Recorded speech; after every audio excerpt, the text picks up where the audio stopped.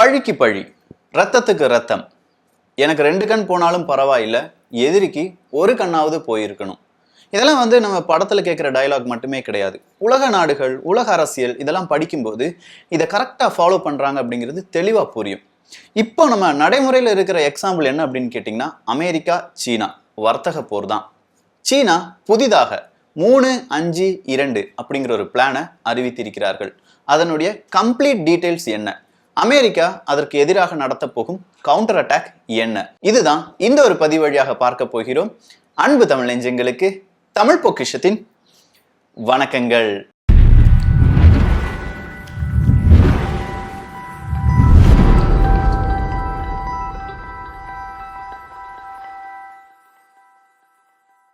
இதை பத்தி பார்க்கறதுக்கு முன்னாடி டிசம்பருக்கு நம்ம போக வேண்டியதாக இருக்கிறது. டிசம்பர் முதல் வாரத்துல கனடால வச்சு ஹுவாவே அப்படிங்கிற மிகப்பெரிய ஒரு மொபைல் நிறுவனத்தினுடைய CFO என்பவர் கைது செய்யப்படுகிறார். ஹுவாவே என்கிற நிறுவனத்தின் நிறுவனரின் மகள் தான் மெங் அப்படிங்கிறவங்க. அவங்க தான் அந்த ஹுவாவே நிறுவனத்தின் CFO-வா இருக்காங்க, சீஃப் ஃபினான்ஷியல் ஆஃபீஸரா இருக்காங்க. அவங்கள தான் அமெரிக்கா சொன்னதின் பெயரில் கனடா அரசாங்கம் கைது செய்கிறது. இப்படி கைதெல்லாம் செஞ்சிட்டாங்க. அங்கிருந்து சைனா ரொம்ப பெரிய அளவுல யோசிச்சு இவனை எப்படி நம்ம பழி வாங்கலாம். ஸோ ரொம்ப பெரிய இந்த வழக்குகள் எல்லாமே தொடர்ந்தாங்க. சர்வதேச நீதிமன்றமா இருக்கட்டும், அப்படி இல்லைன்னா கனடா நீதிமன்றமாக இருக்கட்டும். உடனே இவங்களுக்கு ஜாமீன் கிடைக்குது. யாருக்கு? இந்த மெங் அப்படிங்கிறவங்களுக்கு ஜாமீன் கிடைக்குது. ஜாமீன் கிடைச்சதுன்னா சாதாரணமா ஜாமீன் கிடையாது. அவங்க காலில் ஒரு ட்ராக்கர் இருக்கும். அந்த ட்ராக்கரை போட்டுட்டே தான் நீங்க எங்க வேணாலும் போகணும். அதே மாதிரி நாங்கள் கூப்பிட்ற நேரத்துலலாம் எங்களுக்கு இந்த விசாரணைக்காக ஒத்துழைக்க வேண்டும். ஐபோன், ஐபேட் அவங்க உபயோகப்படுத்தி கொண்டிருந்த அவங்களுடைய மொபைல் எதுவுமே அவங்களுக்கு கொடுக்க முடியாது. இப்படிங்கிற சில நிபந்தனைகள் இருந்தது. சரி, அந்த நிபந்தனைகள் எல்லாமே இருக்கட்டும், நமக்கு ஜாமீன் கிடைச்சா போதும் அப்படின்னு சொல்லி மெங் அவர்கள் ஜாமீன் வாங்கிட்டு வந்துட்டாங்க.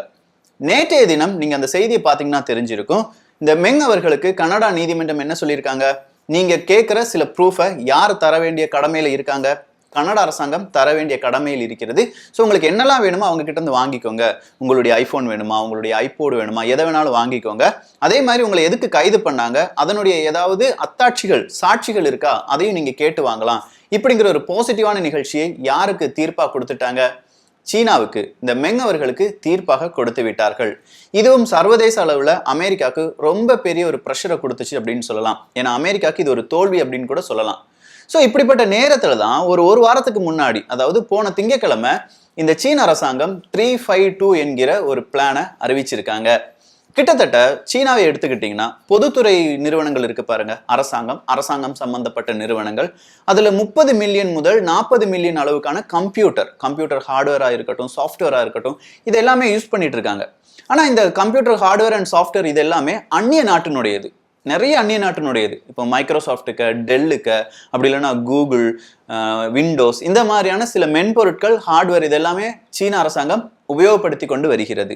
ஸோ சீனாவின் அதிபர் ஒரு ரூலை போட்டுட்டாரு. இன்னும் 3 வருடங்களில் இதை கம்ப்ளீட்டா நிறுத்த வேண்டும்.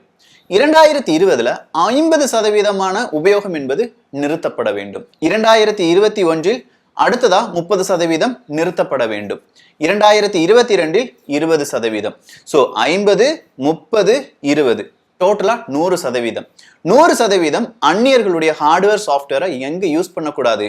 பொதுத்துறை நிறுவனங்கள் இல்லாட்டி எந்த ஒரு நிறுவனங்கள் அரசாங்கம் சம்பந்தப்பட்டு இருந்தாலும் அவர்கள் உபயோகிக்க கூடாது. ஸோ கொஞ்சம் யோசிச்சு பாருங்களேன். 30 மில்லியன்ல இருந்து 40 மில்லியன் ஹார்ட்வேர்ஸ் அப்படியே தூக்கி தூர போட்டுருவாங்க. எங்களுக்கு இது தேவையில்லை அப்படின்னு சொல்லிடுவாங்க. சாஃப்ட்வேர் எதுவுமே மைக்ரோசாஃப்ட் இருந்து வாங்க மாட்டாங்க. டெல் இல்லாட்டி ஏதாவது அந்நிய நிறுவனம் எது இருந்தாலும் அதுட்டு இருந்து வாங்க மாட்டாங்க. அப்படின்னா இதை இவங்க தயாரிக்க ஆரம்பிச்சுட்டாங்களா? சீன அரசாங்கம் இதை தயாரிக்க ஆரம்பிச்சிருச்சு அப்படின்னு கேட்டா, ஒரு 3 வருடத்திற்கு முன்பாகவே சீன அரசாங்கம் மிகப்பெரிய ஒரு அறிவிப்பை கொடுத்திருந்தது. 2025க்குள் நாங்க உபயோகப்படுத்துற எல்லா கம்ப்யூட்டரும் மேட் இன் சைனாவா இருக்கும், நாங்க உபயோகப்படுத்துற எல்லா சாஃப்ட்வேரும் மேட் இன் சைனாவா இருக்கும் அப்படின்னு சொல்லியிருந்தாங்க. ஸோ அந்த ஒரு சீக்ரெட் ப்ராஜெக்ட்ல சீனர்கள் ஈடுபட்டு கொண்டுதான் இருக்கிறார்கள். மைக்ரோசாஃப்ட் விண்டோஸுக்கு அப்படியே காப்பி அடிச்ச மாதிரி அவங்க ஒரு சாஃப்ட்வேரை தயாரித்து கொண்டிருக்கிறார்கள். ஸோ மைக்ரோசாஃப்ட்டுக்கெல்லாம் இது ரொம்ப பெரிய அடியா இருக்கும். காரணம் என்ன? 2017 மைக்ரோசாஃப்ட் சீனாவுக்காக பிரத்யேகமான மைக்ரோசாஃப்ட் விண்டோஸ் எல்லாம் கிரியேட் பண்ணாங்க. அதே மாதிரி கூகுளுக்கும் இது மிகப்பெரிய ஒரு பிரச்சனையா இருக்கும். கூகுள் அப்படிங்கிறது நேரடியா இப்போ சீனாவில் இல்லாட்டினாலும் மறைமுகமா சின்ன ஒரு சர்ச் என்ஜினுக்கெல்லாம் ஒர்க் பண்ணிட்டு தான் இருந்தாங்க. அவங்களுக்கு சீனர்களுக்கு என்று கூகுள் பிரத்யேகமான சர்ச் என்ஜின்லாம் ரிலீஸ் பண்றதுக்கு ஒரு பிளான்லாம் இருந்தது. ஸோ இப்படிப்பட்ட நேரத்துல இவங்க இந்த ஒரு தடையும் கொடுத்துட்டாங்க. 352 அப்படிங்கிற ஒரு பிளானையும் நம்ம முன்னாடி டிக்ளேர் பண்ணிட்டாங்க. இது ஒட்டுமொத்தமா அமெரிக்காவுக்கு குடைச்சலை தருகிறது. சரி, இதுல யார் ஜெயிப்பா? லெனோவா அப்படிங்கிற ஒரு கம்பெனி தெரியுமா? இந்த லெனோவா தான் உலக அளவுல 2வது கம்ப்யூட்டர் விற்கிற நிறுவனமாக இருக்கிறது. அந்த நிறுவனத்திற்கு இது லக் அப்படின்னு சொல்லலாம். ஏன்னா லெனோவா என்பது சீனாவை சேர்ந்த ஒரு நிறுவனம். ஆனா லெனோவாக்கும் சின்ன ஒரு பிரச்சனை இருக்கு. அவங்க உபயோகப்படுத்துற ப்ராசஸர் ஏஎம்டி இருக்கட்டும், இன்டெல் இருக்கட்டும், இது அமெரிக்கா பேஸ்டு கம்பெனி.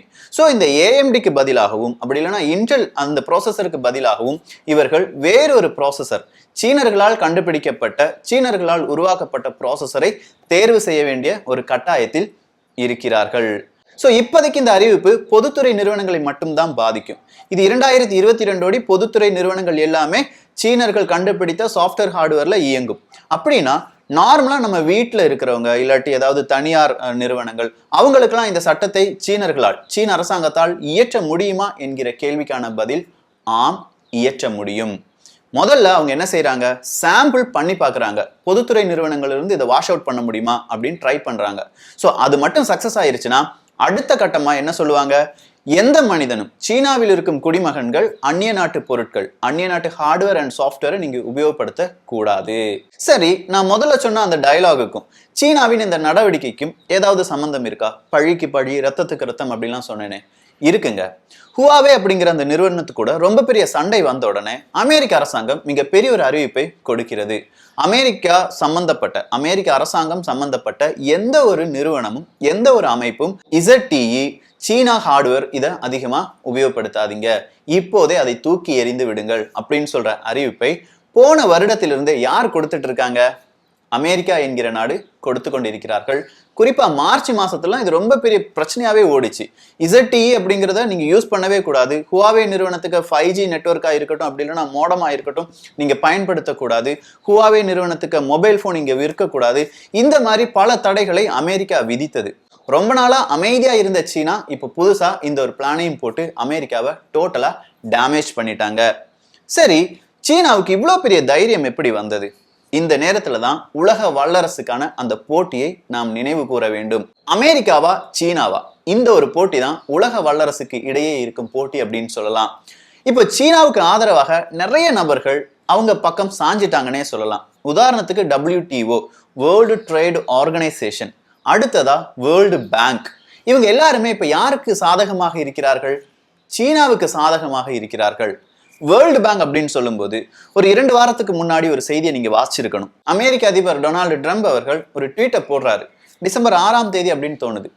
அந்த ட்வீட்ல சீனாட்ட நிறைய பணம் இருக்கு, ஏன் உலக வங்கி நீ மறுபடியும் கடன் கொடுக்கற, பிளீஸ் கடன் கொடுக்கறத நிப்பாட்டு அப்படின்னு சொல்ற ஒரு ட்வீட் தான். இது அமெரிக்க அதிபர் மட்டும்தான் சொன்னாரான்னு கேட்டா கிடையாது. அமெரிக்கால ரொம்ப பெரிய உயர் பதவியில் இருக்கிற நிறைய பேர் அடுக்கடுக்கா இந்த ஒரு கோரிக்கையை யாருடன் வைக்கிறார்கள்? உலக வங்கிக்கு வைக்கிறார்கள். சோ உலக வங்கிக்கு இந்த ஒரு கோரிக்கையை வைக்க வேண்டும் என்றால் உலக வங்கியும் சீனாவும் சேர்ந்து ஏதோ ஒரு பிளான் போட்டிருக்காங்க. அதுதானே அர்த்தம்? ஆமா, ஒரு பிளான் போட்டிருக்காங்க. ஒவ்வொரு வருடமும் சீனாவுக்கு 1 பில்லியன்ல இருந்து 1.5 பில்லியன் அமெரிக்க டாலரை கடன் கொடுப்பதாக யார் ஒத்துக்கொண்டிருக்கிறார்கள்? உலக வங்கி ஒத்துக்கொண்டிருக்கிறது. அது 2025 வரை நாங்கள் கடன் கொடுப்போம் அப்படின்னு சொல்லியிருக்காங்க. கிட்டத்தட்ட 6 வருடங்கள் நாங்க இப்படி கடன் கொடுக்க போகிறோம். இதை தடுப்பதற்கு தான் அமெரிக்காவின் அதிபர் டொனால்டு ட்ரம்ப் அவர்கள் நீங்க கடன் கொடுக்க கூடாது அப்படின்னு சொன்னாங்க. சரி, இந்த உலகின் மிகப்பெரிய பணக்கார நாடில் 2வது இடத்தில் யார் இருக்காங்க? சீனா என்கிற நாடு இருக்கிறது.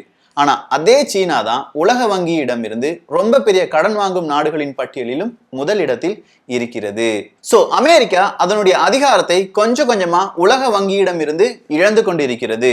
இதே மாதிரி அமெரிக்காவின் அதிபர் டொனால்டு ட்ரம்ப் அவர்கள் 2018 ஒரு ட்விட்டரை போட்டாங்க.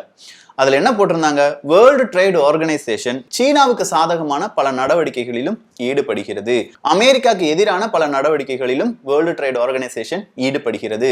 இது சரி கிடையாது, நாங்க வேர்ல்டு ட்ரேட் ஆர்கனைசேஷன்ல இருந்தெல்லாம் வெளியில வந்துருவோம். இந்த மாதிரியான சில மிரட்டல்களை யார் கொடுத்தா? அமெரிக்காவின் அதிபர் கொடுத்தார். சோ ஒரு விஷயம் நல்லா புரிஞ்சிருச்சு. உலகத்துல அதிகார வர்க்கம் என்பது இப்போ யார் பக்கம் சாய்ந்து கொண்டிருக்கிறது? சீனாவின் பக்கம் சாய்ந்து கொண்டிருக்கிறது. சீனா அதற்கு தகுந்தது போல அதனுடைய இராணுவ கட்டமைப்பையும், உலகத்தில் மிகப்பெரிய ஒரு போட்டி வரும், அந்த நேரத்துல நம்ம மிகப்பெரிய ஆளா காணிக்கணும், ஸோ இராணுவத்தை கட்டமைக்க வேண்டும். இது சீனாவின் மிக முக்கிய ஒரு கனவாக இருந்தது. அதன்படியே 1998 வருடம் வெறும் 32 பில்லியன் அமெரிக்க டாலர் அளவுக்கு தான் அவங்களுடைய இராணுவத்துக்கு தேவையான பட்ஜெட் ஒதுக்கப்பட்டிருந்தது. ஆனா 2018 கிட்டத்தட்ட 240 பில்லியன் அமெரிக்க டாலர் என்பது இராணுவத்திற்காக செலவழிக்கப்பட்டுள்ளது. ஸோ இராணுவத்தை பெரிய அளவுல வளர்த்து வருகிறார்கள் சீனர்கள். அதிகார வர்க்கத்தை அவர்கள் பக்கம் இழுத்து வருகிறார்கள் சீனர்கள். ஒட்டுமொத்தமா உலகத்துல சீனாவின் வளர்ச்சி என்பது அபரிவிதமாக இருக்கிறது. 123 நாடுகளுடன் சீனா ஒப்பந்தம் போட்டிருக்கிறது. எதற்காக? பெல்ட் அண்ட் ரோடு இனிஷியேட்டிவ், அந்த ஒரு கான்செப்டுக்காக. ஸோ இந்த 123 நாடுகளுக்கும் பல்வேறு விதமான கடனை யார் வாரி வழங்குகிறார்கள்? சீனா என்கிற நாடு. இது எல்லாமே அடுத்த உலக வல்லரசு எது அப்படிங்கிற ஒரு கேள்விக்கான பதிலாக அமையும் என்பது அமெரிக்காவின் கருத்தாக இருக்கிறது, பயமாக இருக்கிறது. அந்த பயத்தை மேலும் உறுதிப்படுத்தும் விதமாகத்தான் சீனாவுக்கு எதிரான வர்த்தக போரை இன்றளவும் முடிக்காமல் வேடிக்கை பார்த்து கொண்டிருக்கிறது அமெரிக்கா. இதை பற்றிய மேலும் பல விவரங்கள் தமிழ் பொக்கிஷம் சார்பாக பதிவு செய்யப்படும். எல்லோரும் தமிழ் பொக்கிஷத்தில் இணைந்திருங்கள். தமிழ் பொக்கிஷம் சேனலை சப்ஸ்கிரைப் செய்யாத தோழர்கள் தோழிகள் தயவு செஞ்சு சப்ஸ்கிரைப் பண்ணிக்கோங்க.